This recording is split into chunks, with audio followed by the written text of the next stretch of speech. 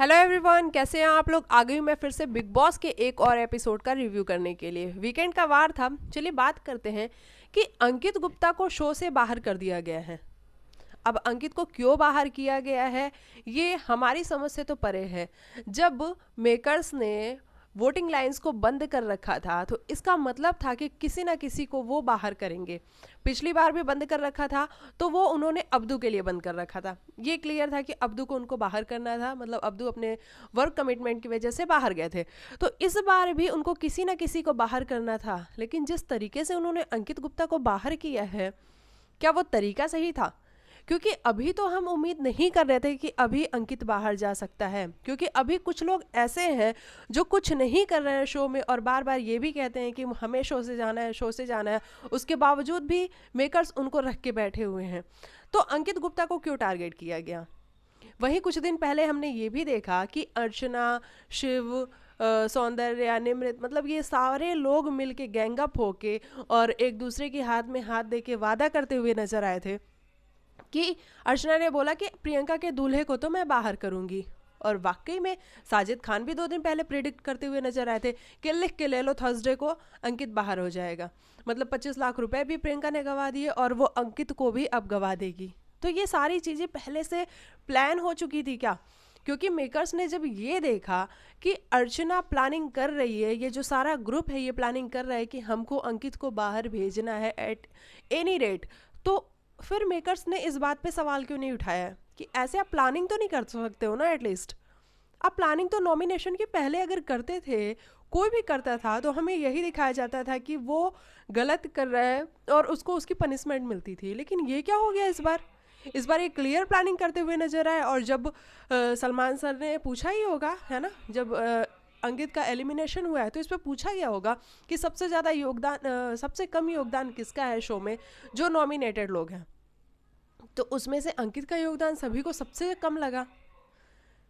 तो मेकर्स को मुझे लग रहा है कि जिस तरीके से वो बार बार ये कहते हुए नजर आ रहे थे कि आलसी हैं आप अंकित, आप अपनी कप्तानी में सोते रहते हैं, आप पूरे घर वालों को सुला देंगे, कहीं आप ऑडियंस को ना सुला दें।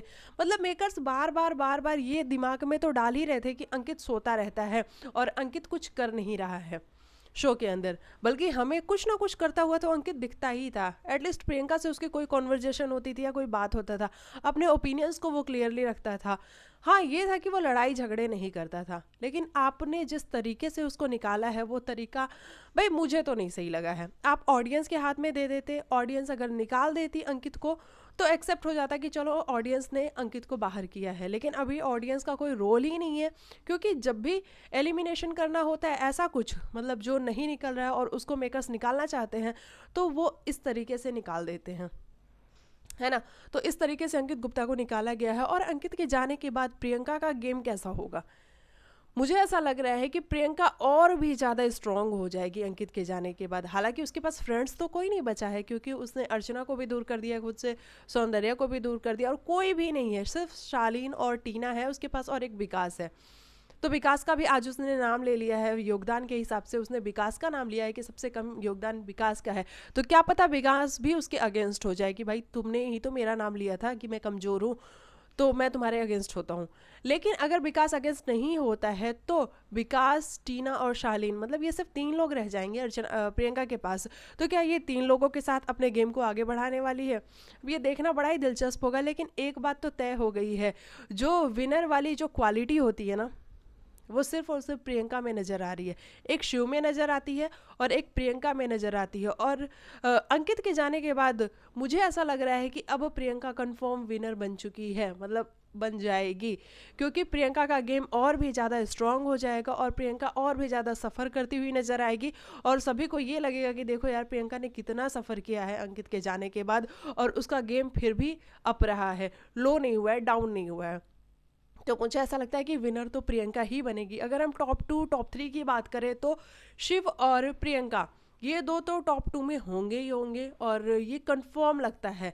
मुझे टॉप 3 में निमृत लगती हैं कि मेकर्स निमृत को लेकर के जाएंगे, क्योंकि उन्होंने बहुत कोशिश करी कि निमृत को वो कहीं तो पहुंचाए, निमृत कहीं तो जाए, मतलब आगे की तरफ जाए। लेकिन निमृत शायद वो लड़की नहीं है जो चला चला के पंगे ले, वो नहीं करती है निमृत कुछ, और ना ही वो कुछ करती हुई नजर आती है शो में। तो मुझे लगता है कि टॉप 3 तक तो निमृत को वो लेके ही जाएंगे। लेकिन अगर कायदे से कोई टॉप 3 के लायक है तो वो अर्चना है ना। अर्चना बहुत अच्छा कर रही है। सौंदर्या भी अपने पॉइंट ऑफ व्यू में जितनी क्लियर होती जा रही है, ये सौंदर्या का गेम अप कर रहा है, और सौंदर्या भी अच्छा कर रही है।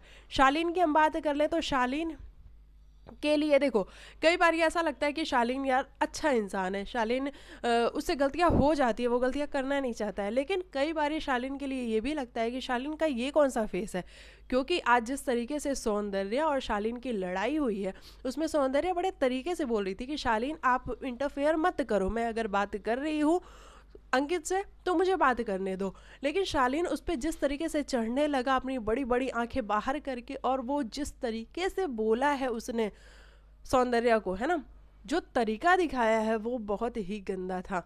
क्योंकि ये तरीका हम किसी और के साथ तो नहीं देखते हैं शालीन का। अभी टीना को आप खड़ा कर दो, शालीन इस आवाज़ में बात करेगा?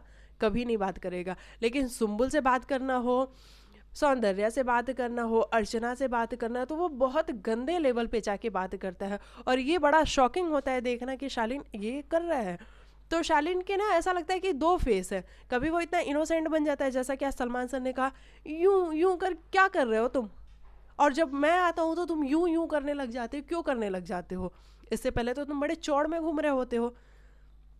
और सलमान सर ने ये भी आज बताया है कि गालियाँ तुमसे ही शुरू होती हैं, कि तुम बिना गालियों की बात नहीं कर सकते हो। और ये भी मुझे बहुत सही लगा है कि जिस तरीके से सलमान सर ने आज बोला है कि चलो फिल इन द ब्लैंक्स को इसको फिल करके दिखाओ। मैं सेंटेंसेस बोल रहा हूँ और बीच बीच में जो मैं डैश बोल रहा हूँ उसको फिल करके दिखाओ। तो जो अल्टरनेटिव वर्ड्स होते हैं वो बताओ। तो ये अल्टरनेटिव वर्ड्स भी बता नहीं पा रहे थे, और सलमान सर के आगे ये काउंटर जवाब क्या रखेंगे? चाहे स्टैन हो गए चाहे शालीन हो गए, इन दोनों ने काउंटर तो कुछ रखा ही नहीं, बल्कि बिल्कुल डर और सहम से कहता। और शालीन तो मतलब बात ही नहीं करना चाह रहा था। शालीन कह रहा था, सर क्यों कर रहे हो, सर क्यों कर रहे हो? अरे भाई क्यों ना करें, तुम गालियाँ बकोगे, तुम मतलब बहुत कुछ करोगे, तो एटलीस्ट वीकेंड के बार पे बात तो होगी ही ना, बात तो होनी ही चाहिए इस मुद्दे पे। तो बात हो रही है, वो बार बार यूं यूं करता है हाथ ऊपर करके कि सर क्यों कर रहे हो, क्यों कर रहे हो। मतलब उसको लगता है ना कि इशारे में मैं बात करूंगा और सर इशारे में समझ जाएंगे। क्यों समझेंगे? वो यहाँ तुम्हारा इशारा समझने के लिए बैठे हुए हैं। तो ये सारी बात हुई। हालांकि शालीन को यहाँ पे गलत ही साबित किया गया है कि शालीन ने गलत किया था। शालीन पहले गालियाँ बोलना शुरू किया था और स्टैन समझा ही रहा था कि शालीन तेरा ही कट रहा है। लेकिन शालीन को ये बात समझ में नहीं आई और उसने उड़ता हुआ तीर ले लिया और वो उसको भारी पड़ गया। स्टैन को भी समझाया ही गया है कि स्टैन मत कर, और जो तू कमिटमेंट करता है वो तो फिर तू करता ही होगा। तो स्टैन को वो बात इतनी समझ में नहीं आई। स्टैन कहता है कि हाँ सर, मैं तो जो कहता हूँ वो मैं करता हूँ। तो वो सलमान सर ये कह रहे थे कि भाई अभी तूने बोला है ना कि तू बाहर जाके शालीन को ये कर देगा वो कर देगा, तो वो तो तू करेगा ही ना। तो वहाँ पे स्टैन ने बोला नहीं सर, वो तो गलती से मुँह से निकल गया, मैं कुछ करने वाला नहीं हूँ। मतलब सलमान सर के ऑडियंस को बताने का यही मतलब था कि भाई ये गलती और जोश में हो गया है, ये बाहर कुछ ऐसा करने वाले, सॉरी, ये बाहर ऐसा कुछ भी करने वाले नहीं हैं। तो ये सारी बातें हुई हैं। उसके बाद हम बात करें प्रियंका को आज फिर से, अच्छा उसके पहले हम बात करते हैं, प्रियंका ने माई ग्लैम का टास्क जीत लिया है। और ऐसा बाहर दिखाया जा रहा था कि निमृत विनर बनने वाली हैं, क्योंकि निमृत जिस तरीके से ऊपर जा रही थी उस तरीके से बहुत से लोगों का ये कहना था कि निमृत विनर बनेंगी, क्योंकि निमृत के बहुत सारे वोट्स अचानक से आने शुरू हो गए हैं। फर्स्ट पे तो प्रियंका शुरू से थी, लेकिन सेकंड में निमृत नहीं थी, और उसके बावजूद भी निमृत के वोट्स बड़े धड़ाधड़ आने लग गए और निमृत सेकंड पे आ गई। और कई बार बीच में तो ऐसा भी लगा कि निमृत ही माई ग्लैम जीतने वाली हैं, लेकिन आज अनाउंस हो गया और प्रियंका जीत गई हैं 25 लाख रुपए के साथ माई ग्लैम का। और वो श्रद्धा कपूर आई थी ना, उनके साथ वो फीचर होंगी किसी एड में। तो ऐसा है। अच्छा एक बात बताओ, अगर प्रियंका ने जीता है, उसके फैंस ने उसको वोट करा है, उसको जिताया है, तो सलमान सर आप एक बार कंग्रेचुलेशन तो बोल ही सकते थे, है ना। आपने तो तुरंत प्रियंका को परियंका बना दिया। मतलब ये क्या तरीका था? आप किसी के नाम के साथ ऐसा नहीं कर सकते हो, है ना, वो भी नेशनल टेलीविज़न पे। हमें पता है कि प्रियंका से सलमान सर को थोड़ी सी तो लगता है कि ऐसे इरिटेशन सी होती है, क्योंकि वो लाउड बोलती है, वो ऊंचा बोलती है। तो ऐसा दिखता है कि थोड़ा प्रॉब्लम तो होता है सलमान सर को, क्योंकि सलमान सर बार बार ये कहते हुए नजर आते हैं कि आप मेरे से जब भी बात करें तो अपनी टोन को थोड़ा सा कम करके बात करें। चलो ठीक है, हम मानते हैं वो टोन ऊपर करके बात करती है तो उसको धीरे बात करनी चाहिए, और वो अब काफ़ी धीरे बात करती है सलमान सर के आगे। लेकिन एटलीस्ट जब वो टास्क जीती है, मतलब वो माई ग्लैम वाला जीती है, तो कम से कम सलमान सर ये तो बोल सकते थे कि बधाई हो आपको, आप जीत गई हैं, आपके फैंस ने आपको वोट करा है, ये तो बोल सकते थे। लेकिन उन्होंने तुरंत से प्रियंका को प्रियंका बना दिया, और आप परी हैं, आपको तो एक अच्छी सी अच्छा सा सिंहासन दिया जाएगा, आप उस पर बैठेंगी। जिस तरीके से सरकाइजम में वो बोल रहे थे, प्रियंका समझ गई थी कि अब मेरी तो लगने वाली है। और प्रियंका अंकित से बोल भी रही थी कि अंकित ये बता मैंने अब क्या कर दिया कि अब सलमान सर ऐसे बोल रहे हैं। और वो लिटरली दिख रहा है कि वो चेयर पे नहीं बैठना चाह रही है, लेकिन वो आज के एपिसोड में हमें दिखाएंगे ही कि वो क्या क्या क्लास लगाते हैं। वही बजर वाली बात है कि आपने 25 लाख रुपए जब दूसरे करते हैं तो आपको बुरा लगता है, और जब आप खुद ने बजर नहीं दबाया, मतलब 25 लाख रुपए आप नहीं लेके आए, तो आप वहाँ पे सही कैसे साबित हो जाती है। तो ठीक है, प्रियंका उस पर एक्सप्लेनेशन देगी, लेकिन मुझे ऐसा लगता है कि यार हर इंसान का ये जो शो है, ये हर इंसान की मतलब इंडिविजुअल का शो है। तो जब इंडिविजुअल का शो है, तो अगर प्रियंका ने कोई डिसीजन लिया है तो उस पर इतना क्वेश्चन क्यों किया जा रहा है? क्योंकि इसके पहले तो क्वेश्चन नहीं किया गया था। शालीन से तो ये नहीं पूछा गया था कि शालीन एक बात बताओ, एक बार आपने बजर नहीं दबाया, दूसरी बार आपने बजर क्यों दबा दिया, 25 लाख आपने क्यों दबा दिए। साजिद सर से क्वेश्चन नहीं किया गया, गौतम से क्वेश्चन नहीं किया गया था। तो क्वेश्चन अगर करना ही है तो सभी से करो, और नहीं तो प्रियंका से भी मत करो। अगर आप ऐसे करोगे तो ऐसा लगेगा कि आप प्रियंका को कहीं ना कहीं टारगेट कर रहे हो। एक सेकेंड, फ़ोन मेरा हैंग हो चुका है। हाँ, तो ऐसा लगेगा कि आप प्रियंका को टारगेट कर रहे हो, और जितना प्रियंका टारगेट होगी अंदर, बाहर उसके फैंस उतना ही ज़्यादा प्रियंका के सपोर्ट में आएंगे, है ना।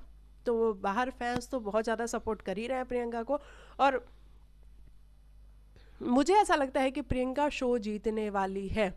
मुझे पक्का ऐसा लगता है कि प्रियंका ही शो जीतेगी। उसके बाद हम बात कर लेते हैं कि आज आए थे घर में रितेश देशमुख और जेनेलिया, और दोनों काफ़ी अच्छे लगते हैं यार। इन दोनों को देख के बहुत अच्छा लगता है कि ये दोनों इतने सालों से एक साथ हैं और बहुत अच्छे से रहते हैं, हंसी खुशी रहते हैं। तो इन दोनों को देख के बहुत मज़ा आता है। और शिव ठाकरे को रितेश देशमुख ने आके कहा है कि भैया तू मेरा फेवरेट है और मैं तुझे बहुत ज़्यादा पसंद करता हूँ। वो दोनों अपनी फिल्म के प्रमोशन के लिए आए थे। उनकी कोई मराठी मूवी आ रही है, बेड़, हाँ बेड़ या बेड़ा ऐसे कुछ करके मूवी आ रही है, जिसका मतलब होता है पागलपन। और पूछा उन लोगों ने कि बताइए घर वालों में पागलपन किस में बहुत ज़्यादा है, तो निमृत ने कहा कि अर्चना में पागलपन बहुत ज़्यादा है। वो जिस तरीके से थकती नहीं है, हारती नहीं है, मतलब इन अ पॉजिटिव वे निमृत ने बोला। और वाकई में अर्चना में ये दिखता है कि वो बिल्कुल भी थकती नहीं है। इतने दिन हो गए, 80-85 दिन हो गए हैं शो को, लेकिन आज भी उसके अंदर वही जज्बा, वही जुनून दिखता है।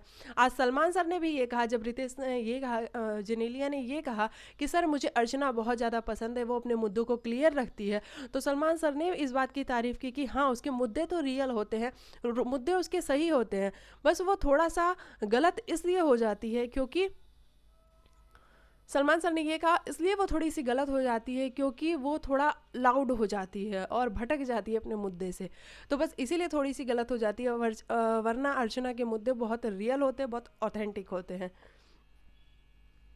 उसके बाद हम बात करें, अच्छा प्रियंका को आज हमने देखा कि प्रियंका कंटिन्यू बोल रही थी, मतलब मुद्दा किसी का भी हो प्रियंका का जवाब हर जगह से आ रहा था, है ना, ये हमने देखा। उसके बाद कंपैटिबिलिटी टेस्ट हुआ है आज, और शिव और निमृत में मुझे एक बात समझ में नहीं आती है कि शिव जब साजिद का नाम आता है तो क्यों चुप हो जाता है। जब भी साजिद और निमृत का नाम आता है शिव चुप हो जाता है। जब रितेश ने ये पूछा कि एक बात बताओ कि आप साजिद की हर बात से अग्री करते हो, मतलब आपको ऐसा लगता है कि साजिद जो भी बोलता है वो सही बोलता है, रितेश ने ये भी हिंट दे दिया कि मैं कई बार इसकी बात से अग्री नहीं करता हूँ और मुझे लगता है कि ये सही नहीं बोलता है। उसके बावजूद भी शिव बोल रहा है अरे अब मैं क्या बोलूँ, मुझे सोचना पड़ेगा। नहीं शिव, अगर आपको लगता है कि उनकी राय कभी कभी सही और कभी कभी गलत होती है तो आप बोल सकते हो। वहीं निमृत बड़ी क्लियर देखी, निमृत ने कहा कि हाँ कभी वो सही भी होते हैं, कभी गलत भी होते हैं। शिव ने भी हालांकि यही लिखा, हाँ कभी कभी हाँ कभी कभी ना। तो लेकिन शिव इतना टाइम नहीं लगना चाहिए, है ना। और शिव को मुझे जितना समझ में आ रहा है, प्रियंका को इतनी फुटेज मिल रही है, है ना। आज जो कंपेटिबिलिटी वाला टास्क हुआ उसमें भी हर जगह प्रियंका को इतनी फुटेज मिल रही थी, और सलमान सर ने उसको जो डांट भी लगाई है उसमें भी हर जगह। तो शिव को थोड़ा सा ये समझना चाहिए कि उससे तो बात ही नहीं की जाती है, तो शिव थोड़ा सा अपने गेम को अप करे और साजिद खान की गैंग से प्लीज़ वो बाहर निकले, तो उसका गेम आज बहुत अच्छा हो सकता है। हालांकि साजिद सर ने बोला है कि मुझे पागलपन शिव में दिखता है, मुझे ऐसा लगता है कि वो बहुत ज़्यादा मतलब उसके अंदर जुनून है कि वो इस शो को जीते, और वो रोज़ रात को सोने से पहले बाहर आता है और जिस तरीके से वो बिग बॉस के आगे अपने सर को झुकाता है और प्रणाम करता है वो बहुत देखने लायक होता है। तो मैं ये चाहता हूँ कि पागलपन ठीक है, लेकिन अगर कहीं वो विनर ना बने तो वो डिसअपॉइंट ना हो और डिप्रेशन में ना जाए। तो मैं इसलिए चाहता हूँ कि बस शिव विनर बने, लेकिन अगर नहीं भी बनता है तो कोई बात नहीं है। तो वो वाला पागलपन साजिद सर ने बोला कि शिव में है। और कंपैटिबिलिटी की हम बात करें तो उसके बाद इनसे पूछा गया, अर्चना और सौंदर्या से पूछा गया कि एक बात बताओ आपका दुश्मन कौन है ना। तो दुश्मन इन लोगों ने लिखा प्रियंका को, दोनों ने लिखा कि प्रियंका को। अच्छा, गौतम की भी बात हुई कि गौतम को सौंदर्या मिस करती है कि नहीं करती। अच्छा, मुझे लग रहा था कि सौंदर्या लिखेगी कि हाँ मैं मिस करती हूँ और अर्चना लिखेगी कि ना, लेकिन सौंदर्या ने भी लिखा ना, यानी कि भैया जो इन लोग का प्यार मोहब्बत था वो सिर्फ कैमरे के लिए ही था, है ना। क्योंकि जिस तरीके से सौंदर्या ना लिख रही है इसका मतलब यही हुआ ना कि वो आगे बढ़ चुकी है और उसको लग रहा है कि यार गौतम तो चला गया, अब अपना गेम खेलते हैं। तो ये वाली बात है। और तो मतलब यही सब कुछ हुआ है आज के एपिसोड में। सबसे ज़्यादा बुरा मुझे इस बात का लग रहा है कि अंकित गुप्ता को शो से अगर बाहर आप लोग को करना था तो आप लोग वोटिंग कराते और वोटिंग के बेस पे बाहर करते तो ज़्यादा मज़ा आता। ऑडियंस जब बाहर निकालती इन लोगों को तो बहुत मज़ा आता देख करके। लेकिन आप लोगों ने क्या किया कि घर वालों के हाथ में दे दिया, और घर वाले पहले से ही प्लानिंग करके बैठे हुए थे कि उनको अंकित गुप्ता को बाहर निकालना है। और वोट के हिसाब से भी हम कर ले तो बहुत सारे लोग मतलब सौंदर्या, अर्चना, शिव, निमृत, सुम्बुल, ये सभी लोग अंकित को ही नॉमिनेट करने वाले थे कि अंकित घर से बाहर जाएगा, और वही हुआ और अंकित गुप्ता को घर से बाहर कर दिया गया है। हालांकि इसका फ़र्क अर्चना पे बहुत ज़्यादा प्रियंका पे बहुत ज़्यादा पड़ेगा, क्योंकि प्रियंका अंकित से बहुत अटैच थी। लेकिन अंकित के जाने से ये भी होगा कि प्रियंका का गेम और भी ज़्यादा स्ट्रांग हो जाएगा और प्रियंका खुद बहुत ज़्यादा स्ट्रांग हो जाएगी और वो शो भी जीतेगी। क्योंकि अभी तो ये लगेगा ना कि प्रियंका ने अकेले सरवाइव किया है ना, अकेले सरवाइव किया था, सभी उसके अगेंस्ट थे। क्योंकि जिस तरीके से शिव को भी प्रियंका से प्रॉब्लम है, निमृत को भी प्रियंका से प्रॉब्लम है, अर्चना को भी प्रियंका से प्रॉब्लम है, सौंदर्या को भी प्रियंका से प्रॉब्लम है, तो सभी को प्रियंका से प्रॉब्लम है। उसके बावजूद प्रियंका ने अकेले अपना गेम खेला है और प्रियंका ही विनर बनेगी, ये आप लोग लिख के रख लो, है ना। तो प्रियंका का गेम अच्छा ही होने वाला है। तो आप लोग को भी ज़्यादा ध्यान देने की ज़रूरत नहीं है कि प्रियंका के साथ ये सब कुछ क्यों हो रहा है। और आई थिंक प्रियंका को भी पता ही होगा, क्योंकि प्रियंका भी पहले के शोज़ तो देख के आई ही होगी। क्योंकि हमने रुबीना दिलैक वाला सीज़न तो देखा ही है, जिस तरीके से रुबीना को हर बात में टारगेट किया जाता था, वो तो शुरू से लेकर के लास्ट तक टारगेट होती रही है और बाद में विनर रुबीना दिलैक ही बनी थी। वैसे ही प्रियंका के साथ भी हो रहा है। चलिए, आप लोग मेरे चैनल पर आए हो तो लाइक से सब्सक्राइब करके जाना और मुझे बताना कि अंकित के साथ जो हुआ है वो सही हुआ है या गलत हुआ है, आपके क्या राय है। और आप विनर किसको देखते हो, प्रियंका को देखते हो, शिव, निमृत, किसको देखते हो विनर, ये भी लिख के जाना। और चैनल पे आए हो तो लाइक से सब्सक्राइब जरूर करके जाना। मिलती हूँ मैं आप लोग को नेक्स्ट वीडियो में, तब तक के लिए बाय बाय, टेक केयर, अपना ख्याल रखिएगा, बाय।